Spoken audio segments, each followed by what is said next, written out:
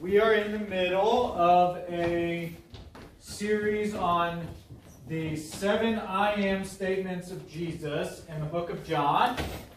Today, I am the resurrection and the life in John 11. So if you have your Bible, turn to John 11. Everyone is going to need a Bible today because we're going to have some class participation, which I'm excited about. So John 11, pull it out on either a hard copy or on a device of some sort. If you've got your phone with you, or your iPad or your laptop computer or your desktop computer, whatever you have with you.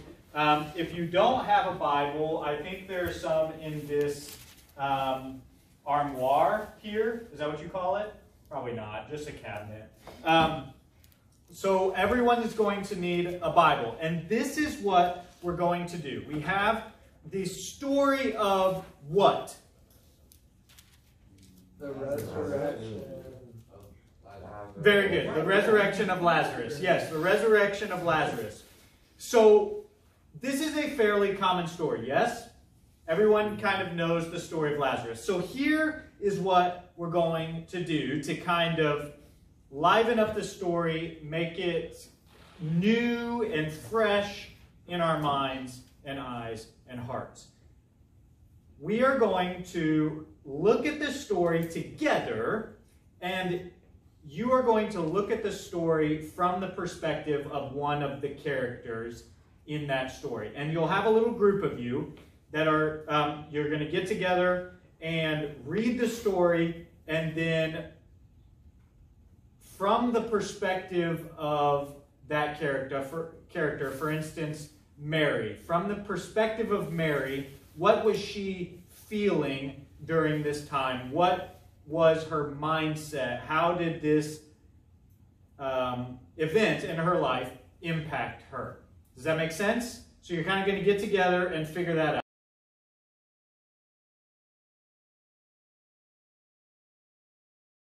Okay, so the story goes like this. Lazarus is sick. Somebody goes and tells Jesus. Jesus says, I will wait a couple days. Then Lazarus dies. Then Jesus goes. Then Martha, well, we'll find out how Martha was. Then Jesus raises Lazarus from the dead. That's the general outline of the story. So, Mary, how is Mary reacting? What is Mary's place in the story? Okay. Well, I guess she's really sad at first, and then whenever, Jesus comes, I'm trying to find it, but she was like, if you would have came earlier, then you could have, saved him. I feel like she was, really sad and, did not think that he could bring him back. Yeah. Mary says that? Yeah. So, sad, wishes Jesus had come. Yeah. Earlier. Okay, Yeah. very good. She had faith that God could bring him back, but she questioned God and Jesus and why they didn't. Okay, faith but questioning. Very good. Anything else? I think that's it. Yeah, that's good. All right, Martha, what is Martha feeling? Okay, so Martha always be sad because her friend just died. So Yes. That's definitely one of them. When she asked why didn't Jesus come sooner, she was kind of doubting. I would be mad if I was Martha, but she was kind of doubting because he could have came and saved Lazarus. She knew that. She knew he waited, and then he passed away, right? Jesus waited. Yeah. Yeah, so she probably, I think it's okay to speculate. She probably was angry, right? Probably. The way that she talks to Jesus, I would say there's a little bit of anger there and doubt, certainly. And then when she tells Jesus why he didn't come, he said he would resurrect him. But she knew, you could tell she was wise because she said, I know he's going to be resurrected at the end time, but what about now? Like, he can be resurrected now. But so she knew it was going to happen, but she couldn't really figure that it would be at that time.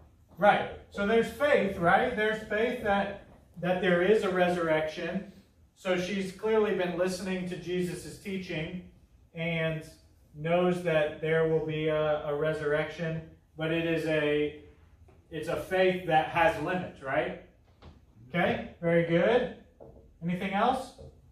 See, that's how we go. Love it. Jesus, where's Jesus in the story? What's he feeling? What's he thinking? He's pretty confident in himself. Okay. In his abilities. He also talked about it probably hurt him pretty bad, like emotionally, that he would wait like that because, like, I don't know. He had to watch his friends go through pain. Uh-huh. It's kind of like when a parent says, "This hurts me more than it hurts you." Okay. Hopefully. And yeah, I think that's all we got. All right, good. Love it. Jesus wept. That's Oh yeah, sad. Too. say what? Sad. Okay. How's that different than hurt emotionally? Well, sadness, you cry. I don't know. What? Okay. Yes, I would agree. They're pretty similar. Right. Okay. Yeah. Good. All right. Disciples, where are we at? They don't do much. Okay. In the beginning, they're like, maybe we should not go to Judea because the people there tried to stone you. Right. So they try to talk him out of going. Yep.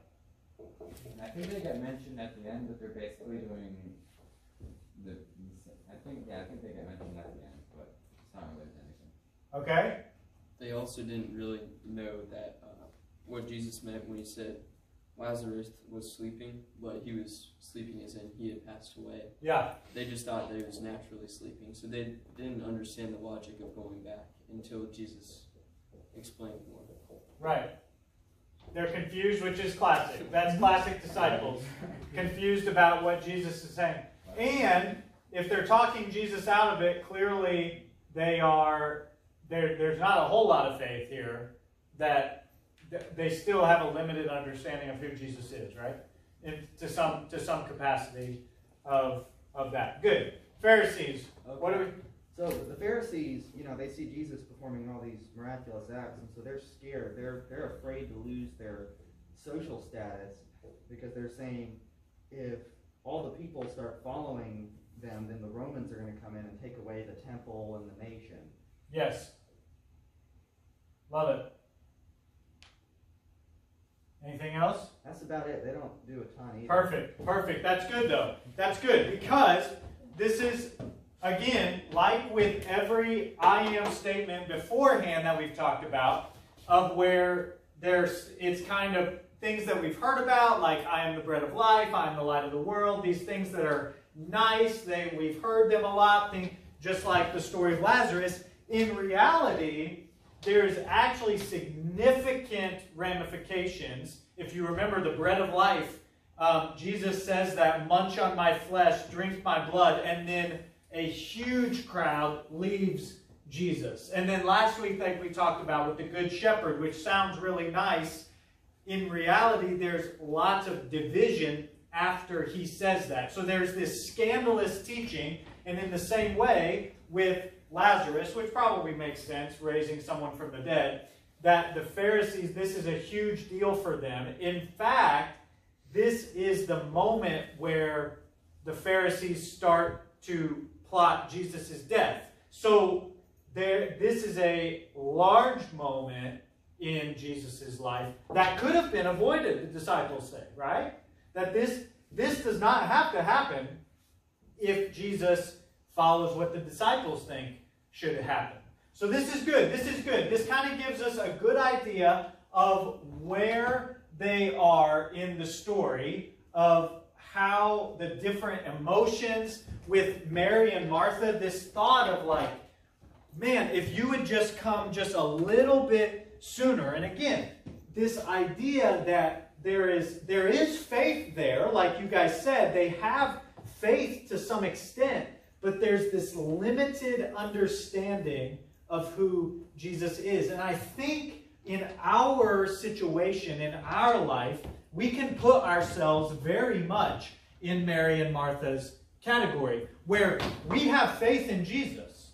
We believe that Jesus can do certain things, but there are some things that, like Mary and Martha, just seem too crazy, too out there, too difficult for even Jesus to accomplish. I see myself in Mary and Martha. I see myself. Think about times in your life. Maybe you're too young to have these situations yet, but I think that there have probably been moments in your life where you have said something to God like, if only you had been there. Something happens and you're like, man, where were you in that? Why didn't you show up for that? This is the experience that Martha has. This is the experience that Mary has. This moment of like, this horrible thing happened in my life. Why were you not there?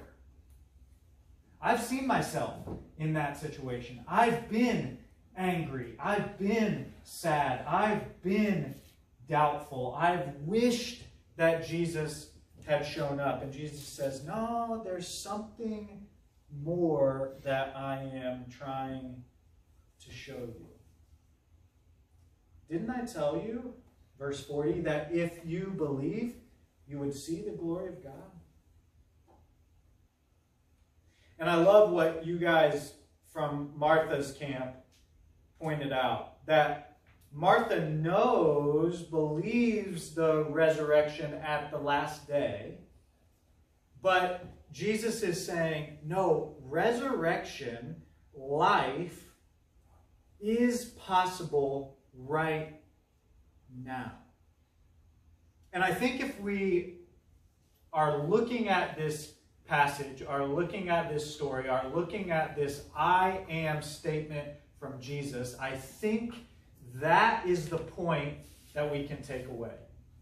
That because of Jesus, because of what he has done, because of who he is, life is possible now. We've read the back of the book. We know Revelation. We know that there is resurrection on the last day, just like Martha does. We know that that will happen, that is someday something nice in the clouds. We know that. But Jesus is saying the resurrection, life, is possible in me now. You can have life. You can believe that the impossible is possible. And what is beautiful to me is that Jesus backs up his statement in that Lazarus is resurrected from the dead, but Lazarus will die again. Which, if I'm Lazarus, I am walking out of that tomb, I'm a little bit upset because I'm like, that was a horrible experience, and I know now I have to go through that again of death. He dying twice sounds bad to me.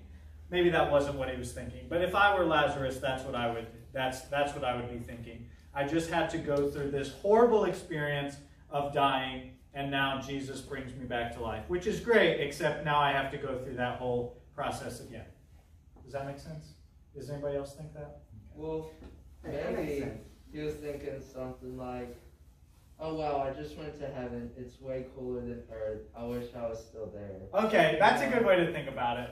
That's a good way to think about it. I mean, the stinky cave. Why am I not up there? Right, yeah.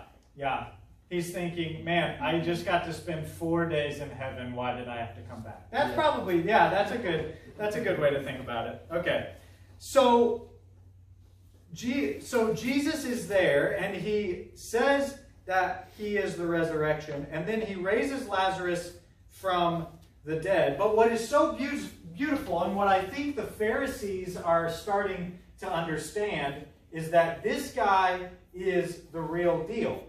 But what is sometimes confusing and what can be a little bit disconcerting is that well, maybe he's the real deal, but maybe that was just like a one-off thing. Maybe Lazarus was raised from the dead, and then nothing else will happen. And so we need to make sure that this guy doesn't ever see the light of day again. And what is beautiful is Jesus says, I am the resurrection and the life. Oh, and I'm going to be resurrected as well. With my resurrection, you are resurrected. With my life, you have life. This is the beauty of Jesus' I am the resurrection and the life statement. I think when we put ourselves in the story of Lazarus, in the place of Mary, in the place of Martha, in the place of the disciples, the Pharisees, and also seeing what Jesus, I wouldn't say that we can ever see ourselves, we can ever act quite like Jesus, although we are put, no, let me take that back. When we put ourselves in Jesus' place, I think that we can see ourselves in every situation here. And that was my point of having you take this apart and put yourself in the story. I think we've had moments where we have been sad, where we have wished that Jesus would come, where we have had anger, where we've had faith, but we've questioned that, where we've had faith, but the faith has had limits, where we've doubted, where we've been angry, when something terrible has happened, and we have been frustrated, sad, doubtful of God. I think there are moments where, even in what I think is so beautiful, is that even Jesus has these emotions, that he is hurt, that he is sad, and I think it legitimizes our emotions, that we can be confident in Jesus, but there's also significant hurt as we look at the world. There's sadness as we see what's happening in the world. I see myself in the disciples, who honestly don't do a whole lot, who are just kind of sitting there riding on the coattails of Jesus, which often I find myself riding on the coattails of Jesus, just being pulled along by something awesome that he does, which frankly is a good place to be. I often don't believe Jesus enough where I'm like, surely that won't be the case. Surely that's not a place that I should go. Surely something bad will happen if I go there. I see myself confused often by something that Jesus tells me, that something that he does that doesn't make a whole lot of sense. I see myself in the disciples. And if I am honest with myself, I can see myself in the Pharisees being nervous, being scared that my social status will be taken away. Trying to put that all on myself, trying to be awesome and do those things myself and not give those things to Jesus. I see myself in every single one of these, and that was my point. That Jesus says, I am the resurrection and the life. I can be that for you. I can make that real for you. All of those things are legitimate. But I can be life. You can find life. You can see the glory of God.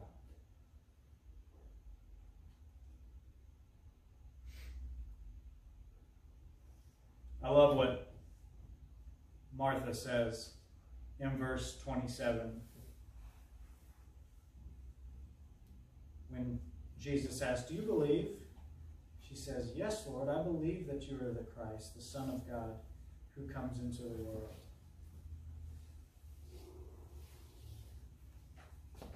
I pray that that would be our mindset today, that we would have the heart of Martha and then the confidence of Jesus. The confidence that we can believe in something that maybe we don't understand, but that Jesus says, I am that for you. That's all I have. Thank you for this. This was nice. I enjoy class participation sometimes, so thanks for doing that with me. Jesus, I am grateful for the opportunity to witness the stories in the Bible. I wish that I could have been there to see that moment. And I see myself in all of these characters in this story, and I pray that as we reflect on your statement, I am the resurrection, I am the life, that we would believe that we can have life now, that we can be resurrected now, that we can have confidence in that. In your